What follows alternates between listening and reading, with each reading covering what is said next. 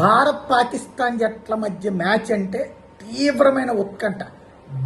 బంతికి పట్టు, ప్రతి బ్యాటు కొట్టే ప్రతి దాంట్లో పాకిస్తానుడు కొట్టకూడదు, అలాగే మన వాళ్ళు తొందరగా వికెట్లు తీయాలి అన్నంత కసి ప్రతి భారతీయుడిలో ఉంటుంది. అట్లాగే ప్రతి పాకిస్తానీయుడిలో భారత్ తొందరగా అవుట్ అయిపోవాలా, అదే సందర్భంలో పాకిస్తాన్ భారీగా స్కోర్ కొట్టాలన్నటువంటి ఫీలింగ్ ఉంటుంది.